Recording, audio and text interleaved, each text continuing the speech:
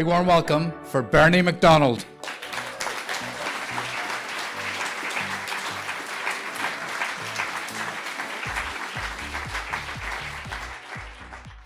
I was born into my nana's house in the Clonard area of West Belfast. There was me, Mum, Dad, and my older brother Stephen, and of course Nana. Our house lay in the shadow of Clonard Monastery, which was run by a religious order of priests and brothers known as the Redemptorists, commonly, affectionately, and hereafter just referred to as the Reds. My family had a long connection with the monastery. Mum used to tell me stories of her life as a young child during the war. And the crypt under the church, which was about 100 yards from our door, was where they went when the air raid warning went off. They went into the crypt where they buried the priests. I don't know which was worse, but anyway. My dad and my uncle both sang in the choir when they were schoolboys. And there's a story that my nana donated her wedding ring to the church during some fundraising event. My granda had died at 33, leaving Nana to raise her 5 children on her own in that house. There was no spare money.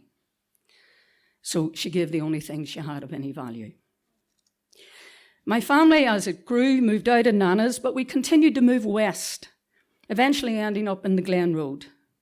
Yes, there's no way to avoid it. I am a Westie, born and bred. Thank you. At the age of 15, I encountered the Reds again, this time at St. Clement's on the Antrim Road. My school, hold your noses, here's St. Rose's, went on a 2-day retreat with the boys from St. Malachy's.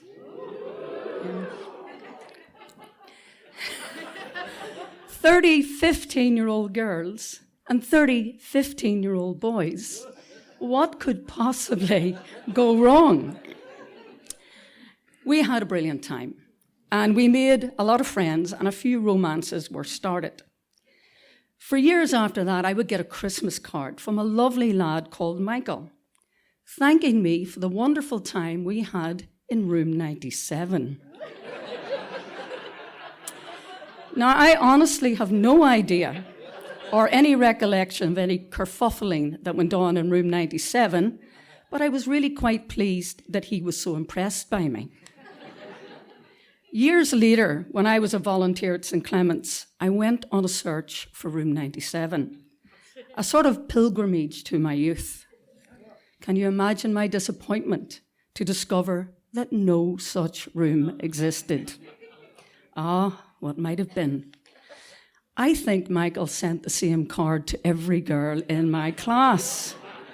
And we said nothing because we all wanted to think we were the special one.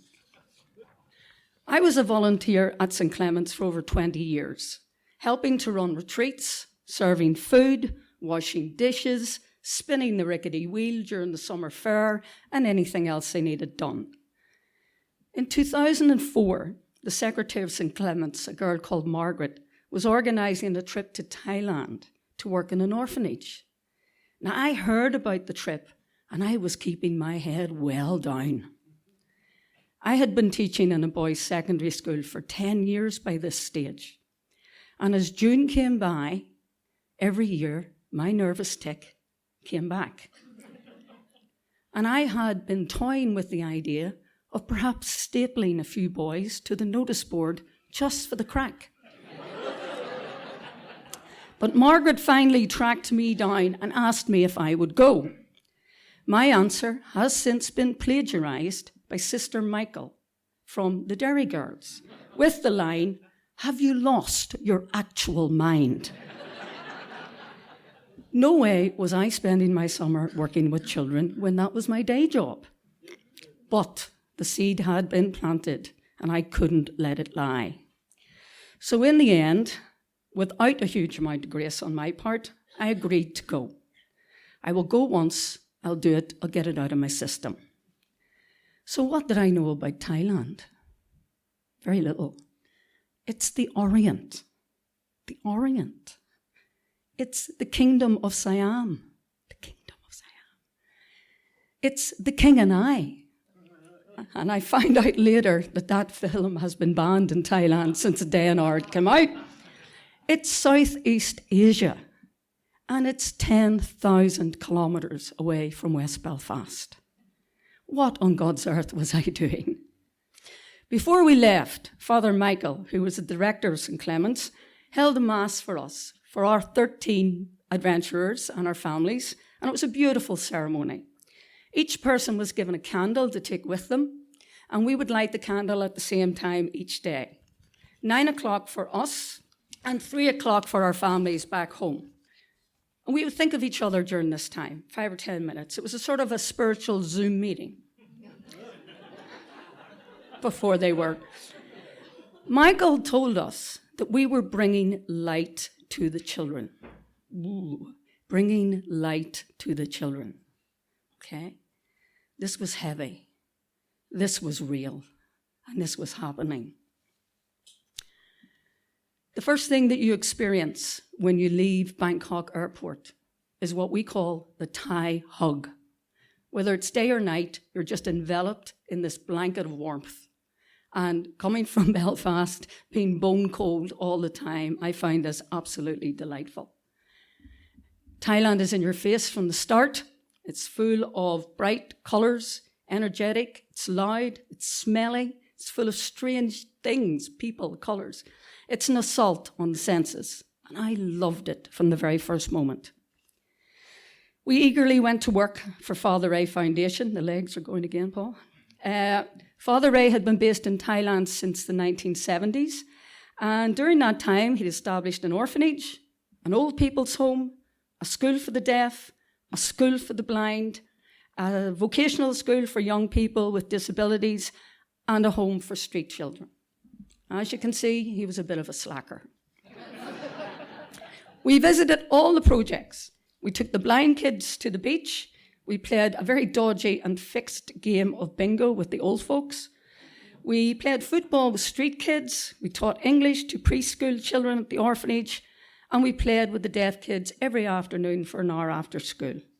And everywhere we went, we were met with smiles and laughter. After a week, I sent an email to my very good friend, Father Michael, and it simply read, "Bollocks, Michael. They're bringing the light to us." And I'm surprised I wasn't excommunicated for that one.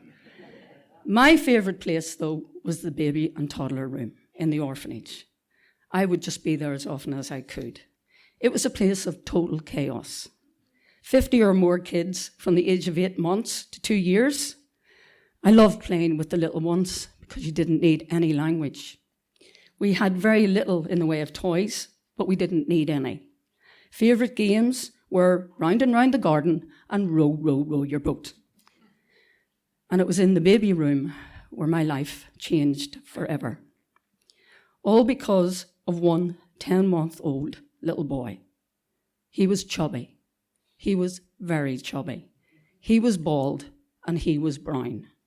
And he looked just like the statue of the laughing Buddha. And that is what we called him for 2 days until the penny dropped that wasn't really appropriate. So we changed his name to Buster.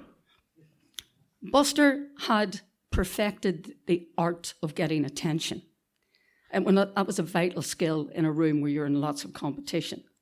So he would stand at the railings of his cot, clap his hands, and then wave his hands in the air, meanwhile bubbling at the whole time.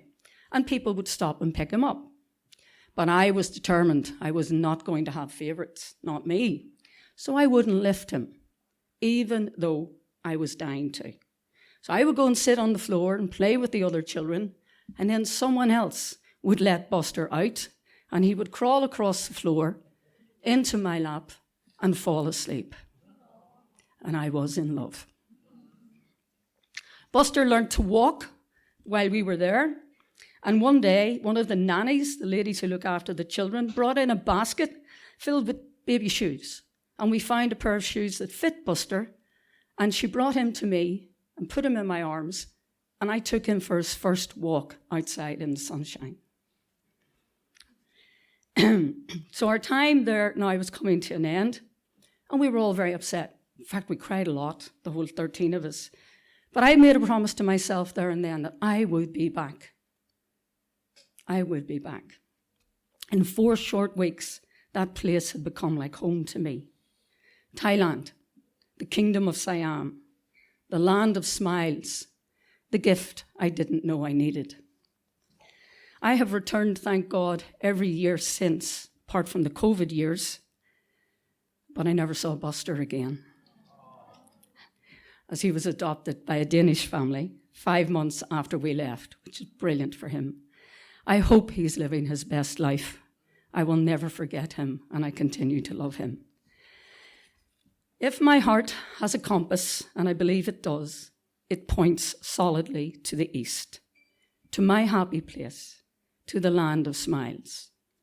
Kopkun ma ka, radi sawat, fandi ka. And that means thank you very much, good night, and happy dreams.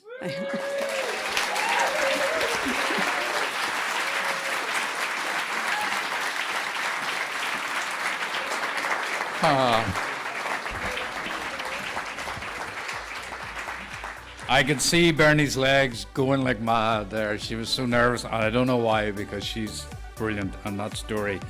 What a way to send us home.